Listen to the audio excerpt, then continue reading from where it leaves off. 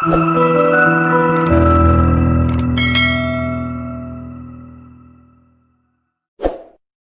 स्वागत है हमारे इस चैनल के एक और नए वीडियो में। आज के इस वीडियो में मैं इंजेक्शन के डिफरेंट टाइप्स के बारे में बताने वाला हूँ। इसके साथ ही साथ मैं इस वीडियो में ये भी बताऊंगा कि इन इंजेक्शन को बॉडी में कहाँ दिया जाता है। इंजेक्शन का मतलब होता है किसी व्यक्ति के शरीर में सुई के माध्यम से दवा को डालना। सुई को एक हॉलो डिवाइस जिसे सिरिंज कहते हैं उसके द्वारा बॉडी में इंजेक्ट किया जाता है।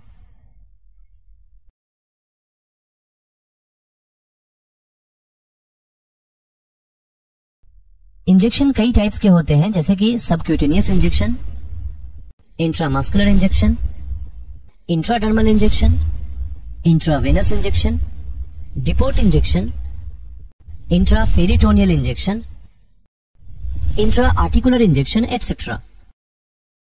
लेकिन इन सब में सबक्यूटेनियस, इंट्रामस्कुलर, इंट्रावेनस और इंट्राडर्मल प्रमुख इंजेक्शन है। आइए सबसे पहले ये जानते हैं कि दवा को इंजेक्शन के फॉर्म में देने की जरूरत क्यों पड़ती है। यूजुअली इंजेक्शन के थ्रू मेडिसिन देने से वो जल्दी ही बॉडी में एब्जॉर्ब हो जाता है, और दूसरा ये कि जो अल्टर ड्रग्स या मेडिसिन जो किसी और तरीके से बॉडी में एब्जॉर्ब नहीं हो पाता उसे इंजेक्शन के हेल्प से दिया जाता है। इंजेक्शन के डिफरेंट टाइप्स को जानने से पहले चलिए स्किन के लेयर को समझते हैं। स्किन कई लेयर से मिलकर के बना होता है, जिनमें सबसे बाहरी यानी कि ऊपर के लेयर को एपिडर्मिस, उसके बाद के लेयर को डर्मिस लेयर कहते हैं। डर्मिस लेयर वाटर स्टोर करने, बॉडी टेम्परेचर को रेगुलेट करने और विटामिन डी के प्रोडक्शन में सहायता करता है। तीसरे और लास्ट लेयर जो कि स्किन को मसल से अलग करता है, जिसे हाइपोडर्मिस या सबक्यूटेनियस फैट लेयर कहा जाता है। इस लेयर में फैट स्टोर रहता है जो कि हमारे बॉडी में हीट कंजर्व करने का काम करता है। तो चलिए अब इंजेक्शन के मेन टाइप्स को समझ लेते हैं।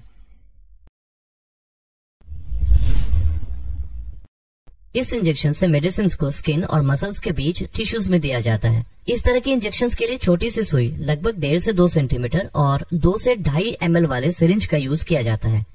इस इंजेक्शन से दी जाने वाली दवा शरीर में धीरे धीरे एब्जॉर्ब होता है। इंसुलिन का इंजेक्शन सबक्यूटेनियस इंजेक्शन का ही एक एग्जाम्पल है। सबक्यूटेनियस इंजेक्शन को बॉडी में आर्म के ऊपरी एरिया में, थाई के बाहरी हिस्से में, पेट में नाभि के एरिया को छोड़कर और इसके अलावा बटक और हिप वाले हिस्से में लगाते हैं। इस तरह के इंजेक्शन को जनरली 45 डिग्री के एंगल पर लगाते हैं।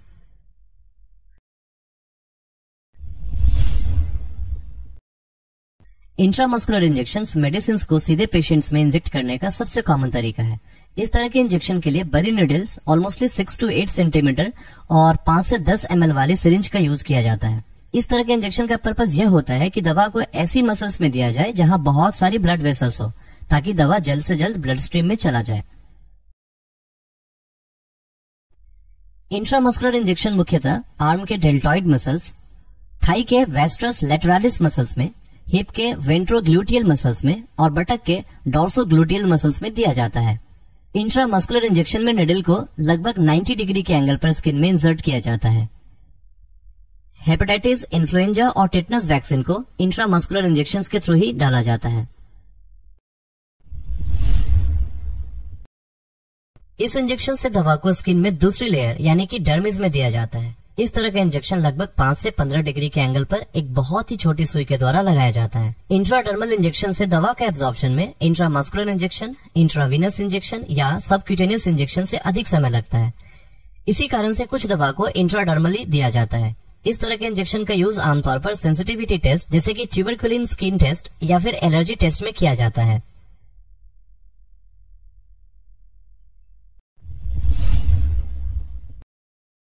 इस तरह के इंजेक्शन को सीधे वेन या नस में लगाया जाता है ताकि दवा सीधे ब्लड स्ट्रीम में सर्कुलेट हो सके और इसका जल्द असर हो। इस तरह के इंजेक्शन के द्वारा उन लोगों को न्यूट्रिशन सप्लाई किया जाता है जो डाइजेस्टिव ट्रैक्ट के द्वारा न्यूट्रिशन नहीं ले सकते।